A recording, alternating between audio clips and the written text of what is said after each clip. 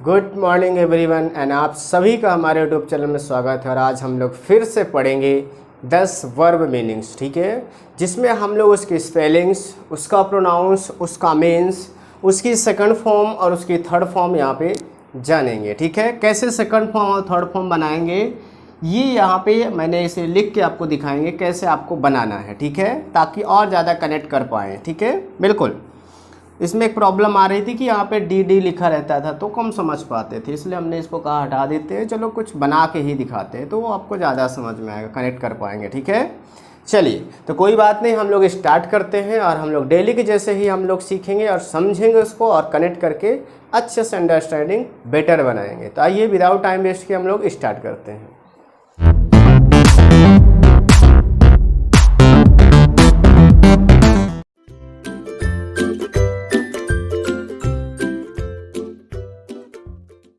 देखिए, जैसे आपकी फर्स्ट है, आपकी आज की फर्स्ट मीनिंग्स आपकी, ठीक है, बिल्कुल।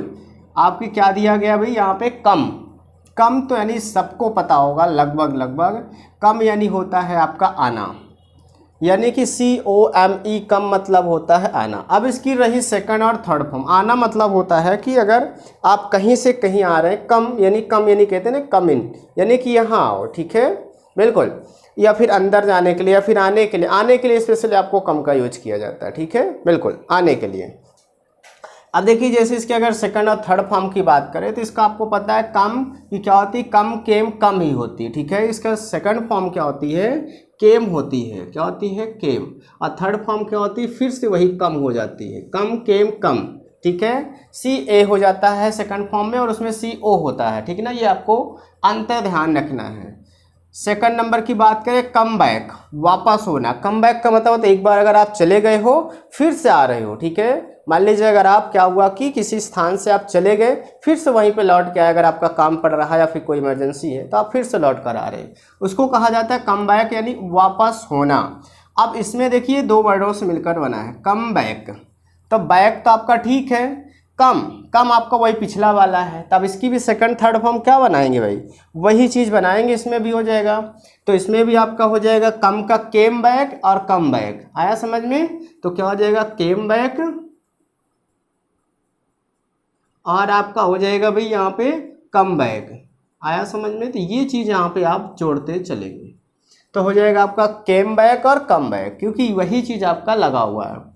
अगला हम बात करें थर्ड नंबर की, कमांड। हम लोग हमेशा आपको ये बोलते रहते हैं कि अगर आपको इस सब्जेक्ट में कमांड पाना है, इस सब्जेक्ट में कमांड पाना है, इस टॉपिक में, तो आपको ये करना पड़ेगा। तो कमांड का मतलब होता है आपके पास अधिकार होना, आपके पास हक होना, आदेश देना। देखो, इसके पास कमांड है तभी आदेश दे पा रहा कि भाई ये करो, सही है ना। आपके पास जब कमांड ही नहीं होगा तो आप कैसे कर पाओगे?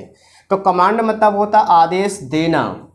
ठीक है, तो आदेश देने के लिए उसने कुछ मेहनत की होगी, वो ऐसे पद पे होगा कि वो कमांड दे सकता है। तो आपको भी ऐसे अगर सब्जेक्ट में कमांड पा जाओगे तो फिर आप भी उस सब्जेक्ट को अपने से आदेश दोगे कि भाई तुम ये आ जाओ आंसर, तो आ जाएगा, है ना। तो ये चीज़ें होती हैं आदेश देना।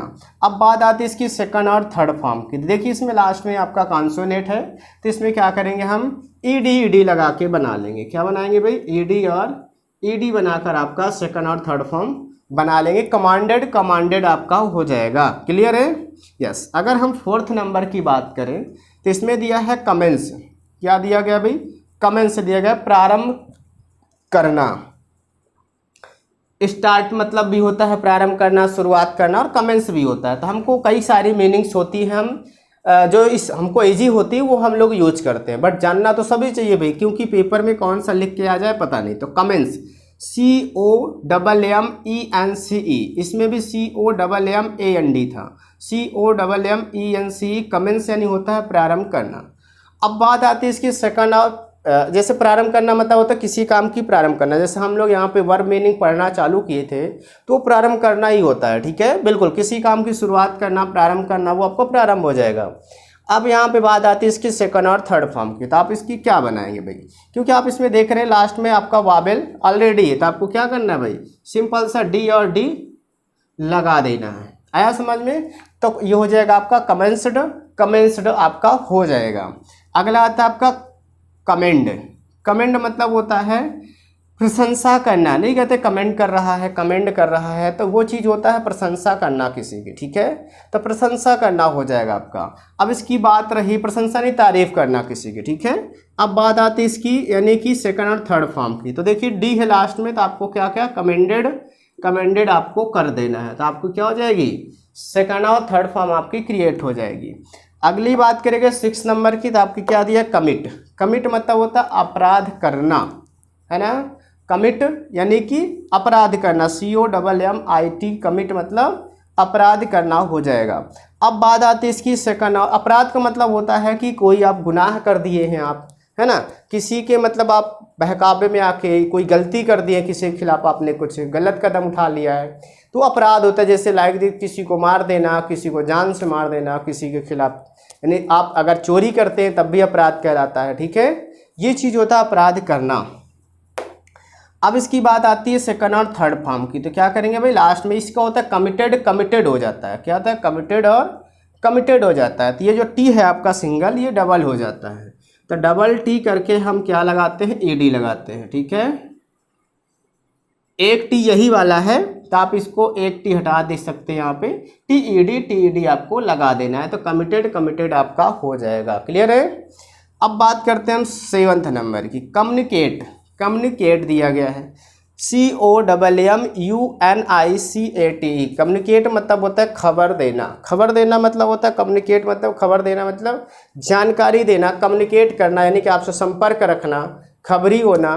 तो ये चीज़ होता है आपकी यहाँ की खबर वहाँ तक पहुँचाना, ये होता है कम्युनिकेट यानी खबर देना हो जाता है। अब बात आती है इसकी सेकंड और थर्ड फॉर्म की, तो आपको दिख रहा है यहाँ पे वाबिल है, ई लास्ट में है, तो आपको क्या लगा देना भाई, DD लगा के फुर्सत हो जाना। वो आपका कम्युनिकेटेड हो जाएगा आपका, कम्युनिकेटेड आया समझ में, यस। अगर हम बात करें 8th नंबर की, किसकी बात करें भाई, 8th नंबर की, तो कंपेयर दिया गया है।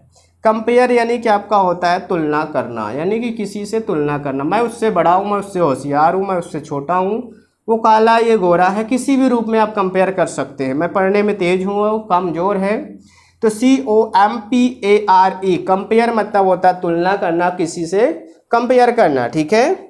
अब इसकी बात आती है सेकंड और थर्ड फॉर्म की। अब देखिए इसमें ई लास्ट में, तो आप कंपेयर्ड कर देंगे, DD लगा देंगे, तो आपका हो जाएगा कंपेयर्ड। क्लियर है, यस। अगला आता है आपका दबाव डालना, कंपेल, ठीक है। एक प्रेशर होता है, एक होता है कंपेल, दबाव डालना, ठीक है। प्रेशर मतलब भी दबाव होता है, दबाव डालना, तो कंपेल यानी दबाव डालना हो जाता है, COMPEL, कंपेल यानी दबाव डालना मतलब जैसे अगर कोई दबाव डालता है कि नहीं ये काम करो ही, फोर्स करता है आपको, तो होता है दबाव डालना, ठीक है। नहीं आप यहीं पे रहोगे तो यहीं पे रहोगे, तो ये चीज़ होता है दबाव डालना। अगला इसका हम सेकंड फॉर्म और थर्ड फॉर्म की बात करें तो क्या बनाएंगे भाई, तो इसका हो जाएगा आपका कंपेल है, तो कंप्लेड हो जाएगा आपका, यहाँ पे जो यल है वो डबल यल हो जाएगा और ED आपका लग जाएगा, ठीक है। तो कंप्लेड आपका बन जाएगा। अगला आता है हम 10 नंबर की लास्ट की बात करें आपका, है ना, तो कॉम्पेंसेट दिया गया है, COMPENSAT, कॉम्पेंसेट यानी क्षतिपूर्ति करना।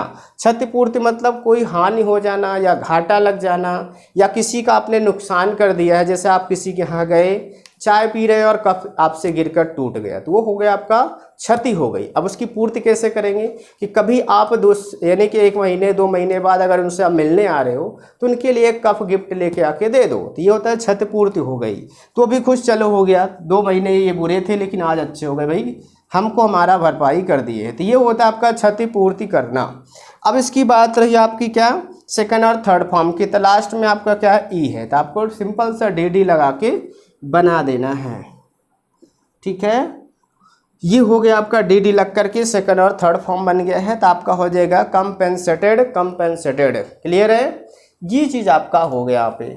आई होप कि आपकी 10 की 10 मीनिंग्स इसका मीन्स समझ में आया होगा। बस आपका काम क्या है, स्पेलिंग्स को याद रखना। स्पेलिंग्स भी कैसे याद रखा जाता है, प्रोनाउंसिएशन के ऊपर, तो आपको ये चीज़ पढ़ते आ गया है, तो इसी के अकॉर्डिंग आप इसमें स्पेलिंग बनाएंगे। थोड़ा बहुत स्पेलिंग्स होती है जिनको हमको मेमोराइज करना पड़ता है, यानी याद रखना पड़ता है, क्योंकि यहाँ पे सिंपल सा छोटा बड़ा काखा गागा और 12 खड़ी से आप स्पेलिंग 100% कंप्लीट नहीं कर सकते हैं।